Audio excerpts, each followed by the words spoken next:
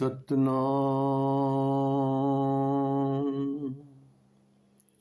सतनाम श्री वाहिगुरु वाहिगुरु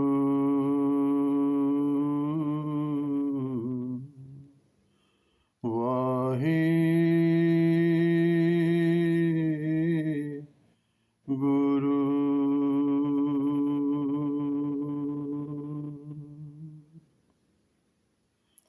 वाणी गुरु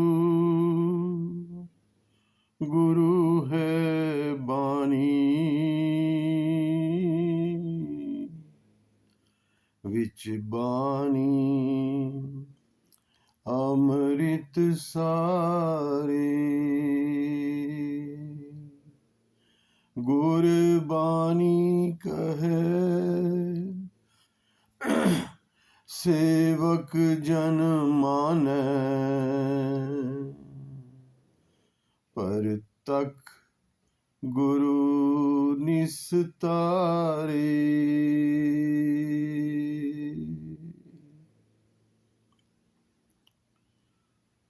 गुरु प्यारी साध संगत, वाहिगुरु जी का खालसा वाहिगुरु जी की फतेह। गुरु नानक देव जी महाराज की जीवन की एक घटना का आज आपसे जिक्र करने जा रहे हैं। गुरुदेव जब यात्रा करते करते ईरान इराक में जब बगदाद पहुंचे तो वहाँ एक पीर जी जो बगदाद के बहुत बड़े पीर थे, उनसे मुलाकात हुई। वार्ता बहुत लंबी है, मैं संक्षेप में आपसे शेयर करूं। जब पीर ने जाना ये कोई वली औलिया पैगंबर है, तो कुछ अपने प्रश्न गुरुदेव के आगे रखे। उनमें से कुछ प्रश्नों में से मुख्य प्रश्न थे कि हे गुरु नानक, आप कहते हो परमात्मा हर जगह मौजूद है, क्योंकि उनका ऐसा मानना था कि परमात्मा किसी सातवें आकाश में स्थित है। और गुरु नानक का सिद्धांत है एक ओंकार, एक परमात्मा, जिसे कोई अल्लाह कहता है, कोई वाहिगुरु कहता है, कोई राम कहता है, कोई गॉड कहता है, वो सर्वव्यापी है। एक ओंकार, वो हर जगह मौजूद है, जरे जरे में उसी का नूर है। तो पीर ने अपनी, शायद बहावल हक उनका नाम था, ऐसा मेरी याद में आ रहा है, तो उन्होंने गुरुदेव से कहा कि परमात्मा अगर सब जगह मौजूद है तो दिखाई क्यों नहीं देता। दूसरा जो उनका मुख्य प्रश्न था कि परमात्मा करता क्या है।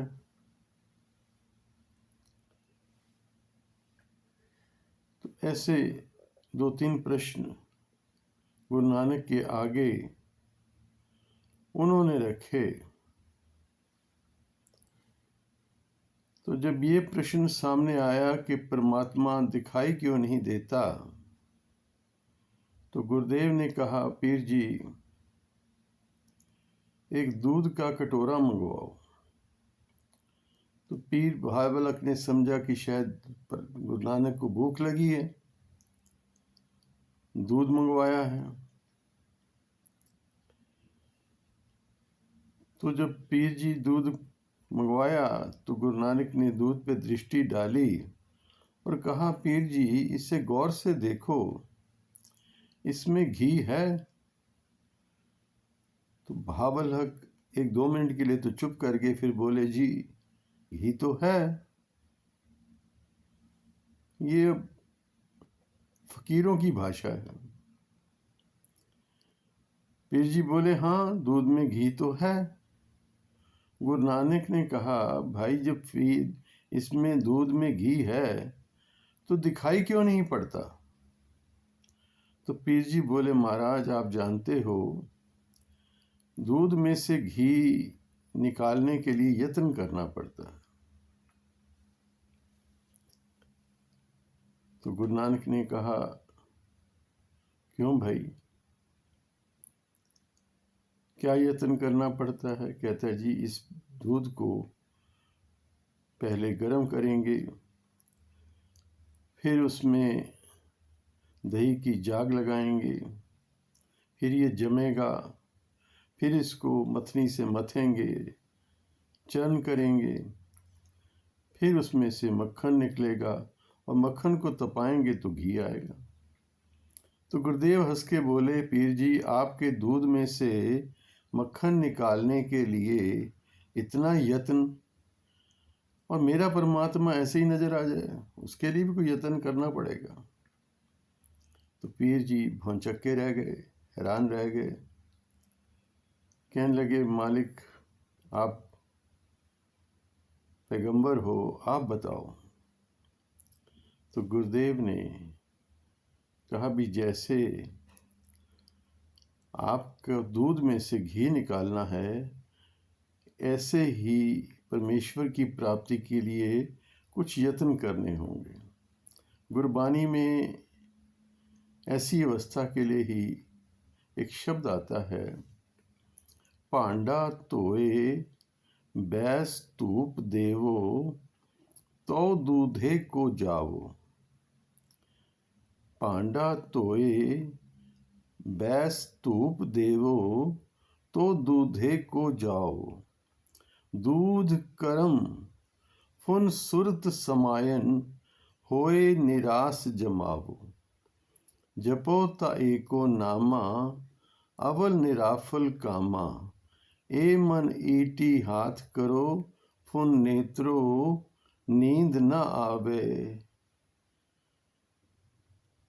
रसना नाम जपो तब मथिए ए बिद अमृत पाओ। तो गुरुदेव बोले, पीर जी दूध बड़ी पवित्र वस्तु है। जब भी कोई दूध डालना हो किसी बर्तन में तो पहले उसको धो लिया जाता है। इस शब्द का सार है। पांडा, पांडा कहते बर्तन को, पांडा तोए, तो पहले जैसे बर्तन को आप धो लेते हो, अच्छी तरह साफ कर लेते हो, फिर उसमें दूध डालते हो, ऐसे अपने हृदय रूपी बर्तन को नेक आचरण से अच्छी तरह धो डालो। बिल्कुल निष्काम हो जाए मन, मन से बुराइयों का चितवनी छोड़ दो। किसी का बुरा सोचो भी मत, पर का बुरा ना राखो चीत, तो इसको दुख ना ही मीत। कुछ भी बुरा सोचना छोड़ दो। नेक आचरण का, कि जैसे मन को साफ करना है, जैसे बर्तन को साफ करना है, ऐसे मन को साफ करो। पहली शर्त है। फिर अपने मुर्शद के पास, अपने पीर के पास, अपने गुरु के पास दात लेने के लिए जाओ, स्वच्छ हृदय से, कपट हृदय से नहीं, स्वच्छ हृदय से। तो गुरुदेव शुभ उपदेश देंगे, उसे आप दूध समझो। अब उस उपदेश की विचार करनी है, उसको जो नाम दिया है, नाम रूपी दूध मिला है हृदय रूपी बर्तन में, तो उसको आकर टिक के बैठ के नाम जपना है और उस उपदेश की विचार करनी है, उसको जीवन में धारण करना है। तो टिकना कैसे है? जैसे माताएं बहनें जानती हैं, जब दूध को जमाना होता है, दही बनाना होता है, तो हल्का सा जाग, जिसे हम जाग कहते हैं, हल्का सा दही का खट्टा लगाकर बर्तन को रख दिया जाता है। और ये माताएं अच्छी तरह जानती हैं कि अगर बर्तन हिल जाए तो दही ठीक नहीं जमता। ऐसे गुरुदेव कहते हैं मन को टिका के, अब मान डावाडोल नहीं हो, बिल्कुल एकांत चित्त होके शांति से बैठ के उस नाम को जपना है। अब क्या होगा? मन टिके मन में परमेश्वर रूपी प्रीति उत्पन्न होगी, प्रभु के साथ प्रीत उत्पन्न होगी। जब टिक के बैठ के जपेंगे, नाम जपने में रस आएगा, मन इधर उधर दौड़ेगा नहीं। तो जब रस आएगा तो उसको जैसे बहनें मथती हैं, दूध को रिड़कती हैं, चर्न करती हैं, ऐसे अब रसना द्वारा नाम जप जप के उस हृदय में जो प्रभु नाम रूपी दही जमा है उसको चर्न करना है, मथना है। तो बड़े शांति से टिक के उस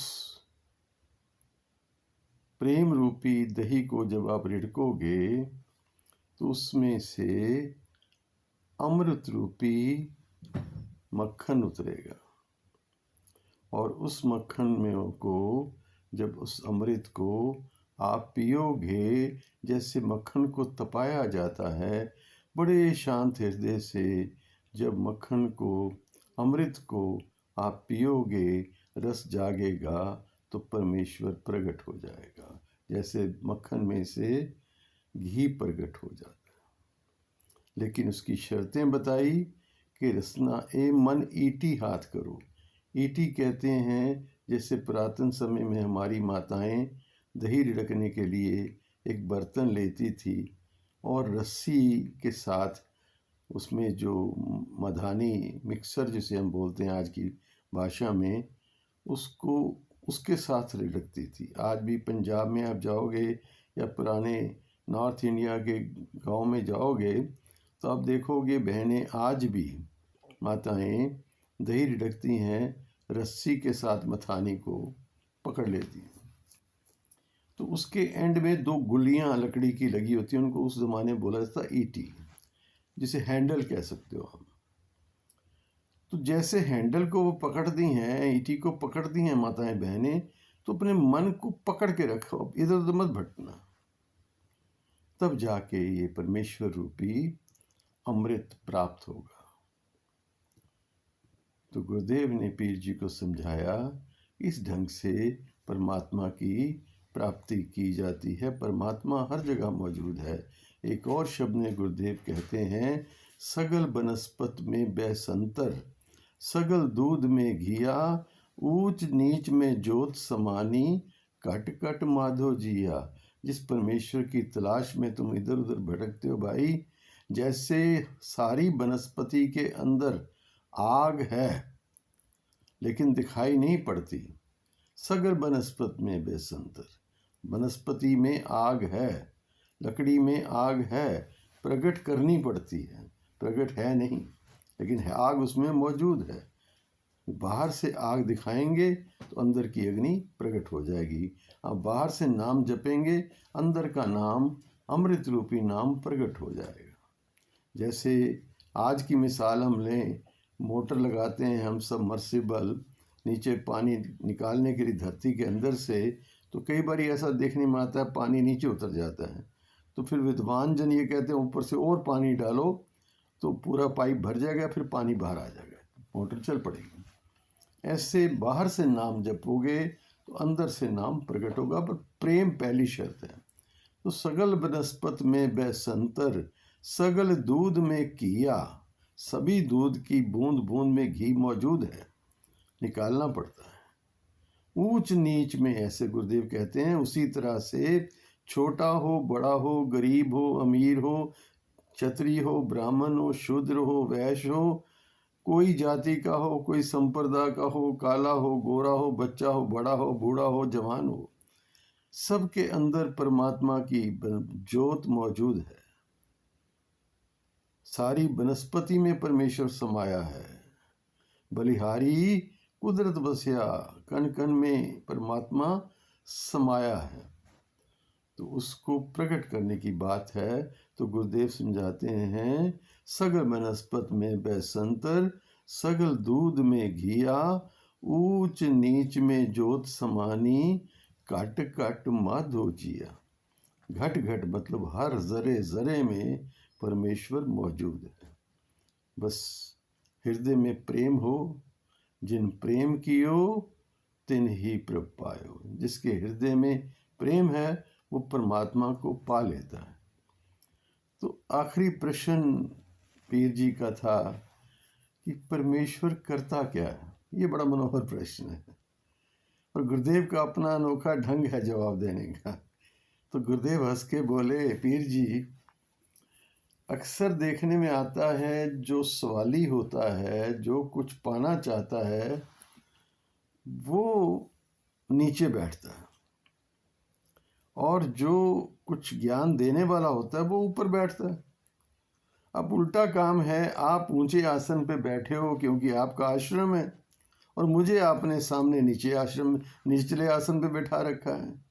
ये बात कुछ जमी नहीं। पीर जी समझ गए, कहने नहीं माना, मुझसे भूल हो गई, आप ऊपर आके बैठो, मैं नीचे बैठता हूँ। तो पीर जी झट से नीचे आके बैठ गए। उनके जो मुरीद शिष्य थे वो भी बड़े हैरान हुए, और गुरुदेव को उन्होंने ऊंचे आसन पे, अपने आसन पे विराजमान किया। तो अब गुरुदेव बोले कि हाँ पीर जी, अब बात बनी, अब अपना सवाल रखो।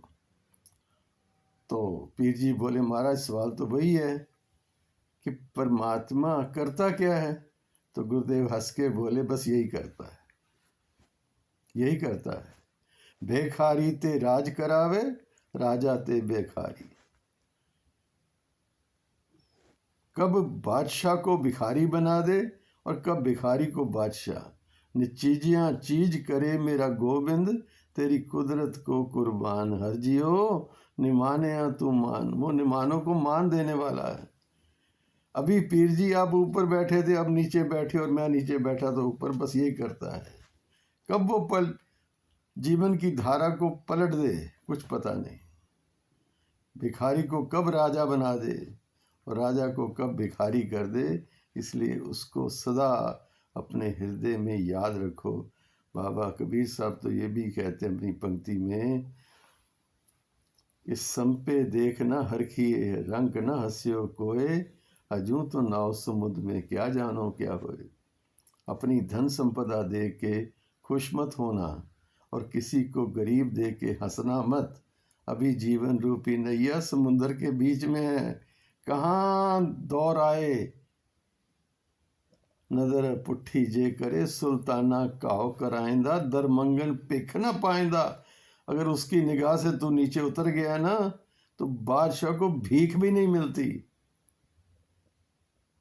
बादशाह को भिखारी बना देता है वो। एक बहुत बड़े शायर हुए हैं जिन्होंने जंगनामा नामक ग्रंथ लिखा है, सिखों की और अंग्रेज़ों की लड़ाई का जाहिर हाल विटनेस के रूप में। शाह मोहम्मद जी वो कहते हैं, ए जग सराय मुसाफरां दी, इत्थे जोर वाले कई आए गए। शदाद जमरूद फरैन जय, दावा बन कहा खुदाए कहाए गए। अकबर शाह वर्गे विच दिल्ली दे जी, रेत वांग वंजारियां पाए गए। शाह मोहम्मदा रहेगा रब सच्चा, वाजे झूठ दे कई बजाए गए। और अंत में ये कहते हैं, शाह मोहम्मदा उस तो सदा डरिए, बादशाह तो भीख मंगावदा है। बादशाह से कब भीख मंगवा दे नहीं कह सकते। तो भाई बहन, इस कथा का, इन बानी की पंक्तियों का तत्व ये है कि पेड़ जैसे फल लगते हैं ना, वो झुकता है। आपको कोई सम्मान मिला है, कोई ऊंची पदवी मिली है, कोई बहुत धन संपदा मिली है, कोई शारीरिक बल मिला है, तो उसको समाज की भलाई में लगाओ, ना कि उसका अहंकार लेके अपने से छोटों का मजाक उड़ाएं या उनको नीचा दिखाएं या दूसरे के ऊपर अपनी धन संपदा का प्रभाव डालने का यत्न करें। नहीं भाई, ये दात तो प्रभु की है, उसी की है, उसी ने दिया है, उसी का दिया समझ के सब में वंड छको।